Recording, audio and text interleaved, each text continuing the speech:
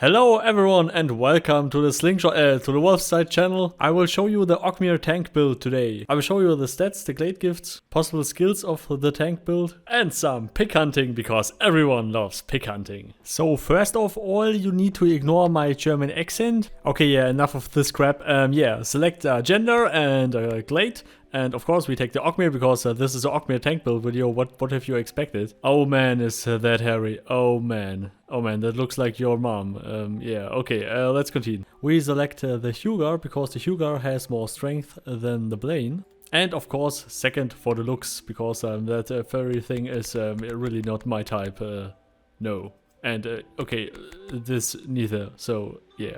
The age need to be 30. For the maximum strength bonus and the maximum size, of course, because of the health points. The more size you have, the more health points you get, the more kilos you have, the more health points you have, the higher you are, the more kilos you can have. And the weight slider to the maximum of 130. Because of the 5 strength bonus. If you don't like the 5 strength bonus and you just need more health, then no problem. Just increase the weight, just go overweight, for example.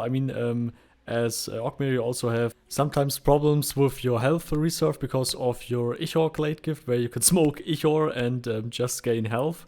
Because that health gets drained from your maximum health reserves, and the fatter you are, the more you have eaten fat food, the better it is for you. But the customization options for the Huerger is also pretty good, like the Tuzor. For the Tuzor, it's like with his, how should I call it, dark spots or something like that. And for the Tuzor, it's, for the Huerger, it's the crack size of the skin. Because they have kind of a stony skin because they are underground, and I guess the Blaines were also underground, but also outside or something like that, and that's why they have fur or something like that. I'm not sure how deep the lore is there actually. And please note that the stats in the middle are the final stats with your Clade Gifts already calculated in. You can find the link for the build in the description if you want to see how this is calculated.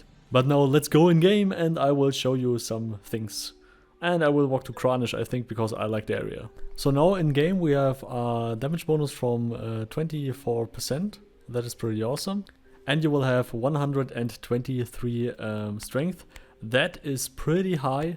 I mean, you can't get over it, so yeah, it's basically, the highest you can get. So this build is also perfect for high damage bows. You can also be a tank and archer, there's no problem in there. But normally for PvE purposes, a normal foot fighter with just normal combat weapons is a good option for the Oghmir tank build. But now to one of the glades of the Oghmir. Your inhale Ichor to heal yourself. Just take the icon and do it in the toolbar. Go to the utility vendor and get your Oghmium pipe. And make sure you don't need Ichor for that. So don't buy Ichor for that, because it's already in the pipe, and yes, you will use the pipe. It will be gone. So now we test the healing of the pipe. Oh, I get damaged pretty hard, and now I'm pressing the button, and yeah, he's smoking, she is smoking a lot of Ichor.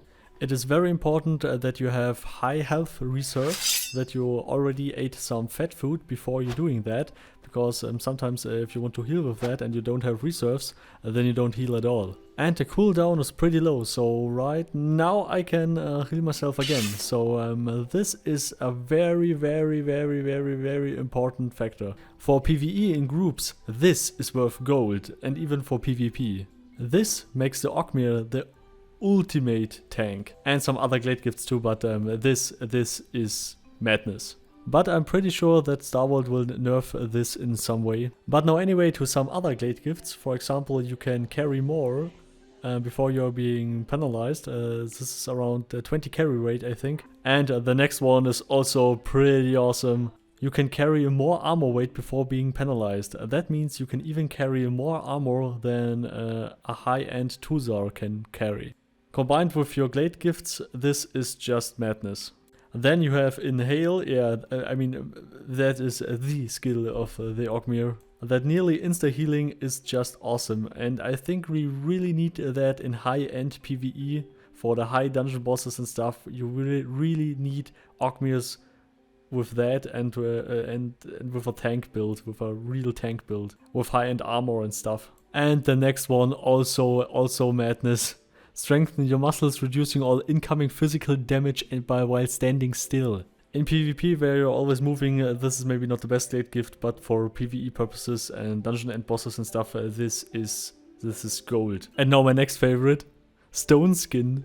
You have a natural resistance against cutting and piercing damage. So you even have more reduced damage than everyone else, while also having the ability to heal yourself pretty hard and pretty fast, while also having a lot of health and a lot of strength. This is madness. I personally will not play an Oghmir, but it's also a very viable build for solo PvE, and I will make a lot of solo PvE, I think, I'm not sure. But anyway, here's the recommended skill tree for a tank build for the Oghmir, or in general a foot fighter melee combat build. So you have aggressive stance to do even more damage, you have anatomy for your bandages and your healing with bandages.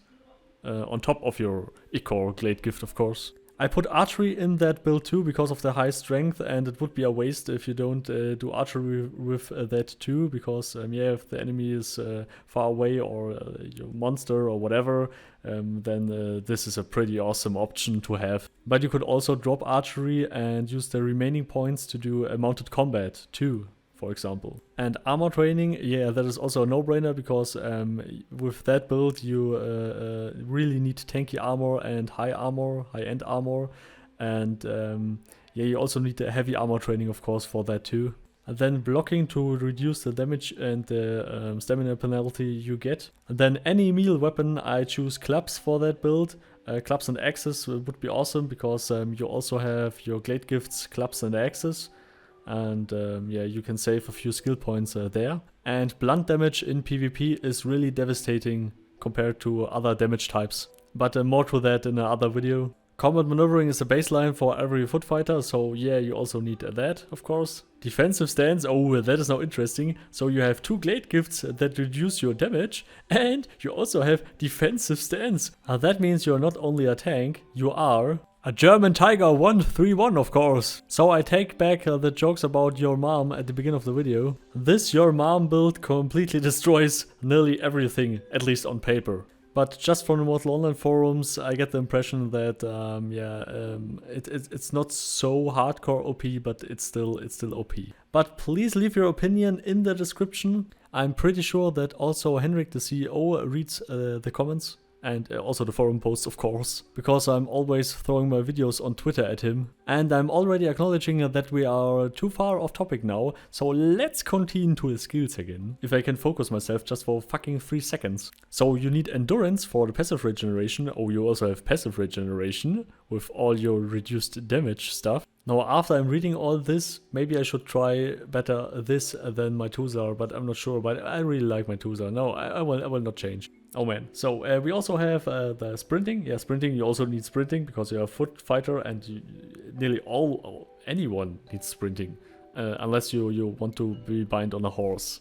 And you are not as slow as you think. I mean, now I have 25 dex or something like that. And okay, why is this Springwalk not running away? I'm confused now. Okay, yeah, that was close. But as you can see for Bashpick, for example, this is no problem. Your speed is no problem at all. I mean, I have 25 dex, and yeah, my speed will also increase if I max out my dex. So pick hunting or just normal activities or normal running from A to B or travel from location A to B is no problem at all. Even for some people like... if you are a fat mage, for example, or just a mounted archer or something like that, it seems on paper like a problem, your speed, but in real it isn't. It's only a problem if you scale it up. For example, if you're traveling the next 5 years between Miduli and Tindrim, and you have just only slow foot speed, yeah, then you will waste a lot of your life. But we waste it anyway, so who gives a fuck? I really hope it helped you a little bit. So special thanks to my Patreon supporters, Mohikaani, Dexter and Skiba. You guys are awesome. My ends thanking you a lot. So please leave a like and also ring the bell. And don't forget to make party hard, and goodbye.